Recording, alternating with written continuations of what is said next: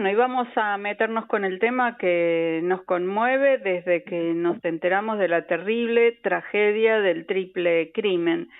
Es tremendo en sí mismo, pero dejó a la luz un entramado narco, una parte del entramado narco con delincuentes muy jóvenes, delincuentes con relación internacional entre Argentina y Perú, con apoyo también en Bolivia y Paraguay para poder escaparse, y eso nos habla de una realidad muy fea, muy grave en nuestro país, donde pareciera ser que estas estructuras narco están al comando de lo que está ocurriendo y no protegiéndose de nuestras autoridades y de las fuerzas de seguridad.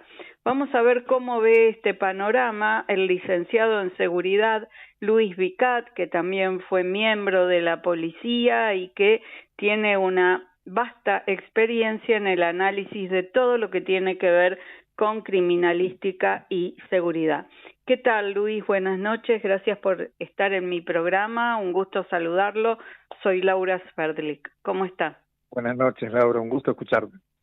Luis, este tremendo suceso deja a todas luces expuesto un entramado narco que bueno, que es capaz de hacer cualquier cosa. Sí, efectivamente. Lo que rescatamos acá, la arista positiva pero preocupante, es que un hecho de características de un homicidio triplemente agravado por parte de una especie de clan o protocártel con aspiraciones a cártel de importancia como esta bandita, es capaz de cometer esos actos, y esto nos está hablando de la fragilidad del tejido social que permite prohijar de la mano del caos, de la miseria, de la violencia, este tipo de organizaciones. ¿Qué pasa? El narco internacional tiene una lógica de mercado impecable, oferta-demanda. Cuando descubre un país que es posible para desarrollarse, comienza la primera etapa, que es la infiltración en ese país. Remontémonos a los fines de los 80, Aldo Ducler, las finanzas de Escobar Gaviria y sus familiares. Luego, en el 2005, comienza la segunda etapa, que es la penetración del Estado. Ya los narcos sacan la cabeza al sol y se produce la masacre del Bajo Flores, en un tiroteo durante una procesión entre distintas facciones narcos que se disputaban el territorio. Y luego la tercera etapa es la penetración del Estado, el copamiento del Estado, que es lo que es México en este momento, ¿no? Es decir, un Estado totalmente cooptado, con un poder más nominal que real, que ese es el futuro que siempre tenemos que estudiar para que no se replique en nuestra realidad, ¿verdad? Entonces usted está entendiendo que hoy el narco no cooptó el Estado argentino con lo que ocurrió en Rosario, con lo que está ocurriendo ahora en provincia de Buenos Aires, con lo que sabemos de la policía, que bueno, si los vecinos saben dónde están las cocinas y dónde están los soldaditos y dónde se está vendiendo, ¿cómo no lo va a saber la comisaría que tiene jurisdicción en esa zona? Ese es un buen punto. Y por supuesto que está en franco crecimiento el fenómeno del narcotráfico, más allá de la actividad del Estado para controlarlo, que hay que reconocer que últimamente ha habido mucha más actividad de control, pero la sinergia de esta fase del espectro delictivo, o sea, el narcotráfico, todos los delitos, el 85% de los delitos violentos están asociados con el narcotráfico, ya sea desde la óptica del victimario o de la víctima. A veces son consumidores que no son delincuentes, pero son muertos o violentados cuando van a comprar droga. Claro. Esto ha permitido la réplica de pequeños grupos, que fue un poco lo que pasó en el Gran Rosario en su momento.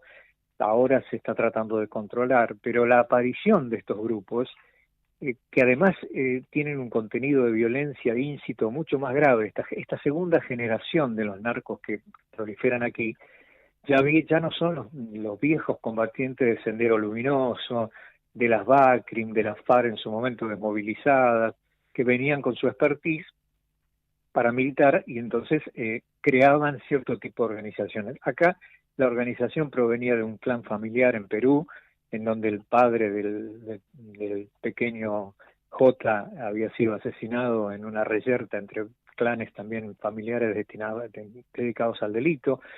Él venía con un componente naturalizado del delito, tiene una personalidad muy compleja, muy cruel. Muy Es más, violento, sí, perverso. si uno analiza, exacto, es perverso absoluto, si uno analiza las fotos de su detención, hasta pareciera que está contento, ¿no? Por la mediaticidad que está tomando, que era lo que en definitiva quería a través de esta retaliación de las 3 chicas, de las cuales una aparentemente se había quedado con algo que no le correspondía, y entonces se fomenta toda esta ordalía sanguinolienta en el conurbano bonaerense.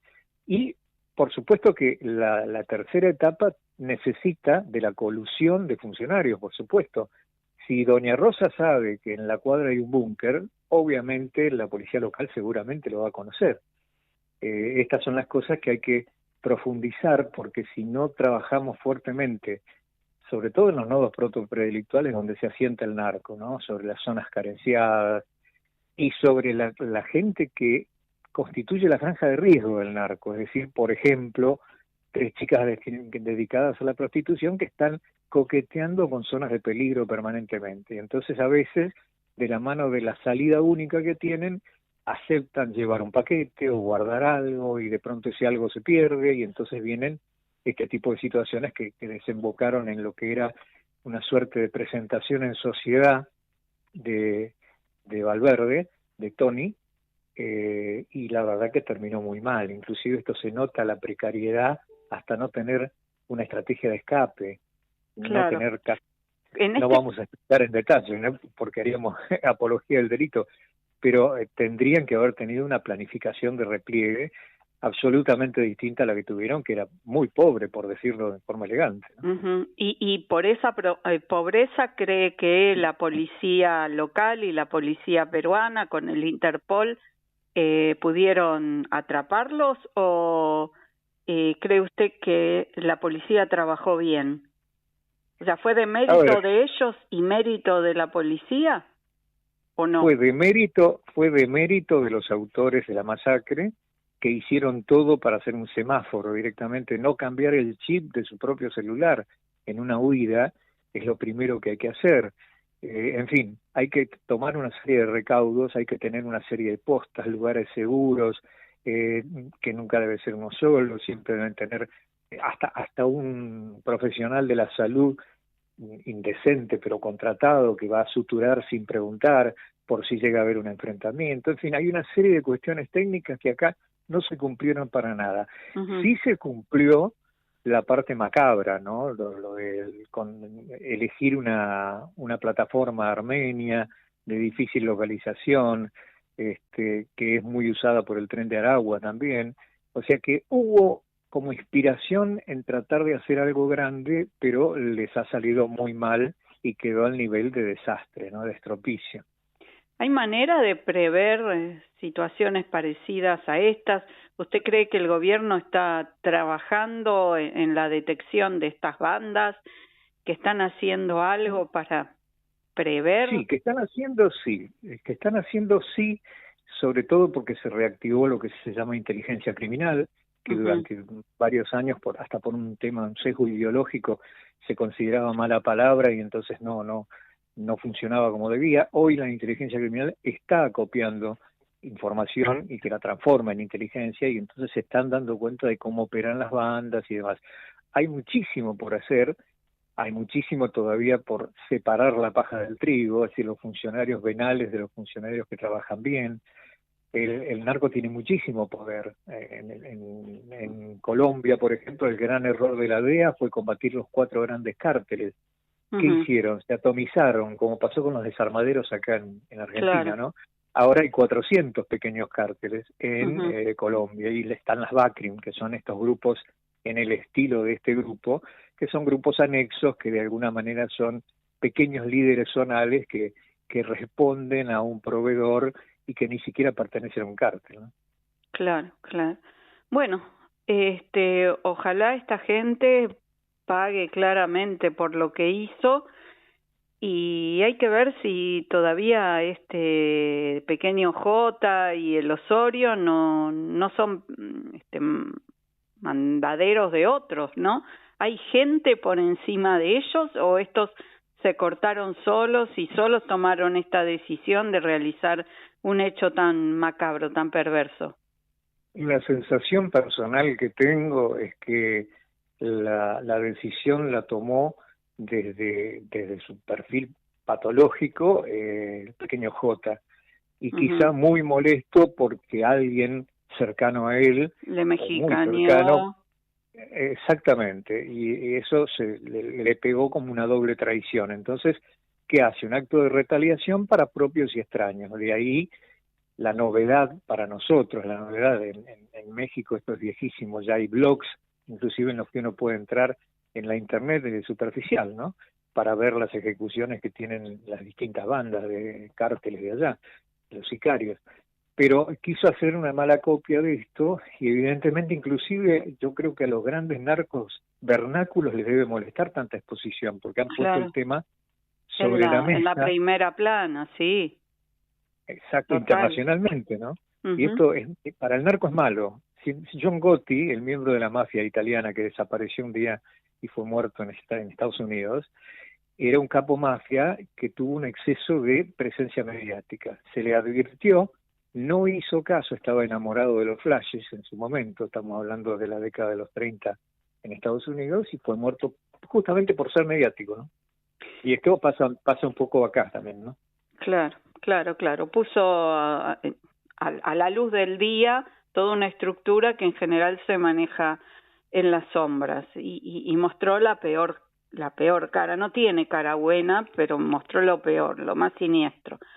Bueno, No, el lenguaje visual nos permite ver que no tiene cero arrepentimiento y va a tratar de mejorar su posición y tratar de zafar del tema. Va a ser muy difícil porque ya está prácticamente cerrado el caso. claro, Yo creo que no va a haber muchas posibilidades. Pero para cerrar, Laura, un sí. día me decía alguien, ¿cuál es la mejor mentira del diablo? Hacernos creer que no existe. Eso es un Uh-huh. poco el narco. Hacernos creer que está débil cuando está más fuerte. Así que cuidado con estas réplicas, hay que tener muy presente, y esto va a hacer que se profundice un poquito lo que es el control y el combate al narcotráfico. Así que esa es la parte buena, ¿no? Ojalá, ojalá así sea. Muchas gracias, Luis Vicat, por haber estado con nosotros. Siempre un gusto charlar con usted, que nos pone claridad en estos temas que, por suerte, los tenemos un poco lejos, por lo menos eso creemos. Muchas gracias. Hasta siempre, un gusto. Hasta siempre, hasta la próxima.